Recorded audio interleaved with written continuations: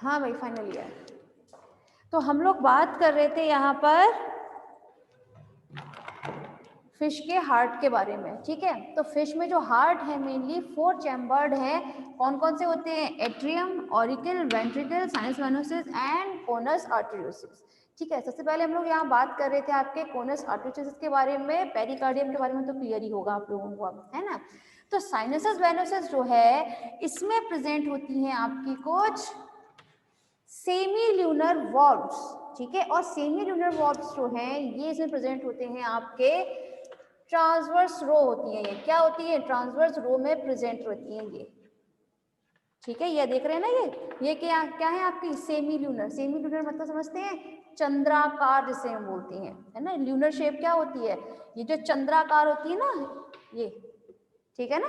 तो ये चंद्राकार होती है। सेमी ल्यूनर वॉल्व उसमें प्रेजेंट रहेंगे और ये सब चीज आगे चलकर क्या बनाती है? वेंट्रल ऑर्टा बनाती है, ठीक है। अब हम लोग जब बात करें आपके एट्रियम के बारे में, तो एट्रियम जो है ये आपका, इसको हम और किस नाम से जानते हैं? ऑरिकल के नाम से जानेंगे। इसमें कुछ अपेंडेजेस प्रेजेंट रहते हैं जिन्हें हम बोलते हैं आपके ऑरिकल अपेंडेजेस।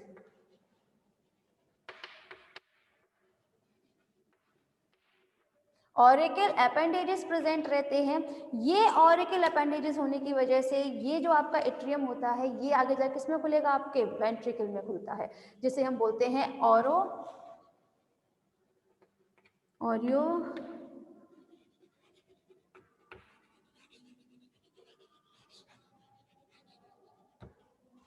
ठीक है। Oreo ventricular aperture. जब हम लोग बात करें वेंट्रिकुलर अपर्चर के बारे में, तो ये वेंट्रिकुलर अपर्चर जो है एक वॉल्व के द्वारा क्या रहता है? कवर्ड रहता है, जिसे हम बोलते हैं ऑरियो वेंट्रिकुलर वॉल्व, ठीक है। ये आगे जा सके किसमें खुलेगा? वेंट्रिकल में खुलता है। वेंट्रिकल जो है इसके अंदर कुछ स्ट्रेंट्स पाए जाते हैं। क्या पाए जाते हैं? स्ट्रेंट्स। ये स्ट्रेंट्स जो हैं वो रिंग लाइक स्ट्रक्चर में प्रेजेंट होते हैं। ये रिंग लाइक होने की वजह से इसकी जो वॉल होती है वेंट्रिकल की, ये बहुत ज़्यादा मस्कुलर हो जाती है। किसकी वजह से? इन स्ट्रेंट्स की वजह से। लेकिन जब हम लोग बात करें आपके साइनसस वेनोसिस के बारे में, तो साइनसस वेनोसिस जो है वो आगे जाकर किस में खुलेगा? कोनस आर्टरीसिस में खुलता है, ठीक है ना। वहीं साइनसस वेनोसिस में ये सबसे पीछे का एक चैम्बर माना गया है, सबसे पीछे का चैम्बर है ये है आपका, ठीक है ना। जिसमें से कुछ आपकी वेन्स और आर्टरीज निकला करती है जिन्हें हम बोलते हैं, फर्स्ट होती है, अभी यहाँ डायग्राम बना रहे थे, जिन्हें हम बोलते हैं डक्ट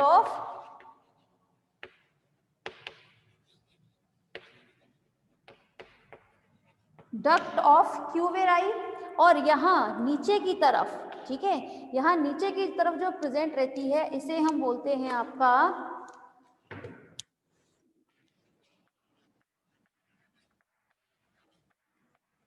हिपैटिक वेन, ठीक है ना।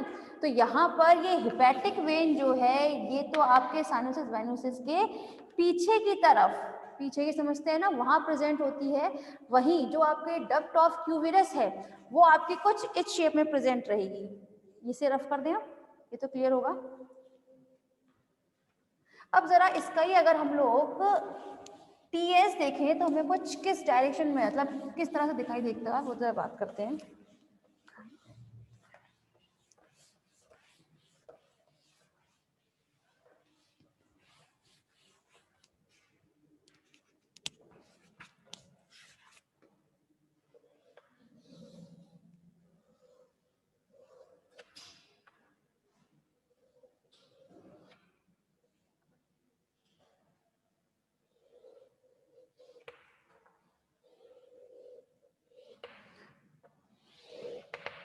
पूरा डायग्राम ना बनाकर सिर्फ और सिर्फ ये चीज दिखा रहे हैं, ठीक है ना। ये है आपका, यहाँ पर सिर्फ वन शो किया गया है, एक आपके उस तरफ प्रेजेंट होगा जिसे हम बोलते हैं डक्ट ऑफ क्यूवेराई, ठीक है ना। वही ये जो चीज शो की गई है दिस इज अ पेरिकार्डियम और this is a pericardium cavity, ठीक है। चलिए अब हम लोग बात कर लेते हैं आपके नेक्स्ट एनिमल के बारे में।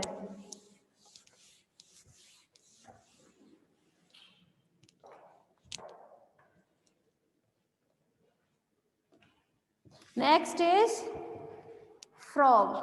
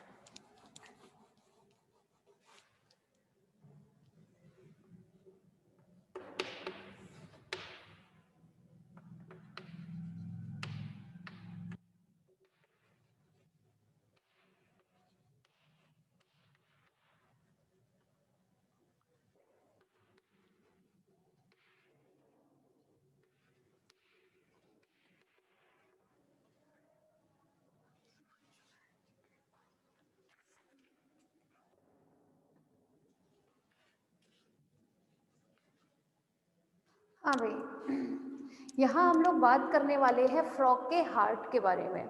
ठीक है, तो जब हम लोग बात करें फ्रॉग में हार्ट के बारे में, तो पहली बात तो ये थोड़ा सा ट्रायंगुलर शेप में होता है। आप ट्रायंगुलर कहें चाहे आप इसे कोनिकल शेप में कह सकते हैं। ठीक है, इसमें भी आपके कुछ पार्ट्स प्रेजेंट होते हैं। आप लोग जानते हैं कि ये इसमें 3 चैम्बर्ड हार्ट प्रेजेंट होता है। फ्रॉग किसमें आता है? मेनली आपका एम्फीबियन में आएगा। तो एम्फीबियन में क्या बताया था? ये 3 चैम्बर्ड हार्ट होता है। कौन कौन से प्रेजेंट होंगे इसमें? इसमें 2 ऑरिकल, लेफ्ट एंड राइट। ये होता है आपका लेफ्ट एंड राइट। देखिएगा जरा, यहाँ पर ये आपका राइट है। अब इस तरह से था आपका कोई हार्ट, इसके बाद अगर हार्ट को हम इस तरह से करते हैं तो जो राइट ऑरिकल था अब वो कुछ इस डायरेक्शन में आ जाएगा। तो देखिए राइट ऑरिकल यहाँ आ चुका है। ठीक है ना, तो इसमें कितने चैम्बर प्रेजेंट होते हैं? मेनली 3। इसमें 2 आपके ऑरिकल और 1 वेंट्रिकल प्रेजेंट होती हैं।